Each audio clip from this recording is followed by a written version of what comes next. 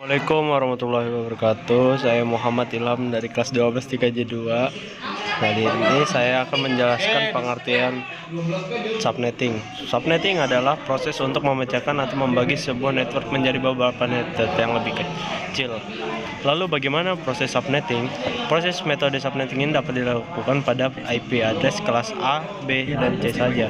IP address dibagi menjadi beberapa jenis, yakni 1. Private IP address dengan digunakan pada perangkat untuk jaringan berskala lokal, yaitu LAN.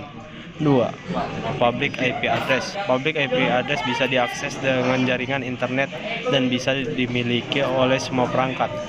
Rank IP privat diantaranya kelas A 10 sampai 255, kelas B 172 16 sampai 17231 255 255. Sedangkan kelas C 192 168.0.0 sampai 192 168 255.255. Fungsi IP address ini utamanya untuk menangani koneksi antar perangkat pengirim dan penerima melalui sebuah jaringan.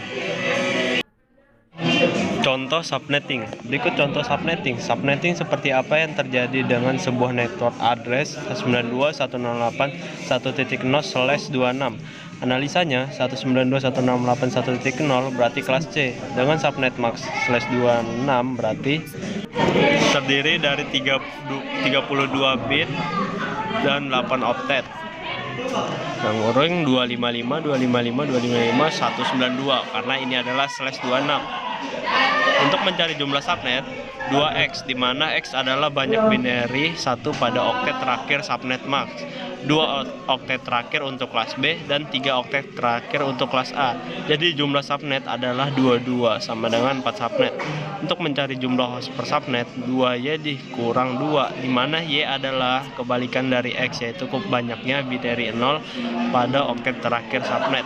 Jadi jumlah host per subnet adalah 26 dikurang 2 sama dengan 62 host. Untuk mencari blok subnet 256 dikurang 192, nilai oktet terakhir subnet max sama dengan 64. Subnet berikutnya adalah 64 tambah 64 sama dengan 128, dan 128 tambah 64 sama dengan 192. Jadi subnet lengkapnya adalah 0, 64, 128, dan 192. Untuk mencari host dan broadcast yang valid, mengetahui host dan broadcast yang valid memerlukan tabel dengan catatan host pertama adalah 1 angka setelah subnet dan broadcast adalah 1 angka sebelum subnet berikutnya. Tujuan subnetting: pertama, untuk mengefisienkan pengalamatan. 2. Membagi satu kelas network atas sejumlah subnetwork dengan arti membagi suatu kelas jaringan menjadi bagian-bagian yang lebih kecil. 3. Menempatkan suatu host apakah berada dalam satu jaringan atau tidak. 4. Untuk mengatasi masalah perbedaan hardware dengan topologi fisik jaringan. 5. Untuk mengefisienkan alokasi IP address dalam sebuah jaringan supaya bisa memaksimalkan pengguna IP address. Manfaat dan fungsi subnetting: yang pertama, mengefisienkan alamat IP. 2. Mengurangi trafik jaringan. 3. Meningkatkan keamanan jaringan. 4. Mengoptimalkan kinerja dan kecepatan jaringan. Ya, begitu saja penjelasan dari subnetting ini. Kurang lebihnya sekian, terima kasih. Wassalamualaikum warahmatullahi wabarakatuh.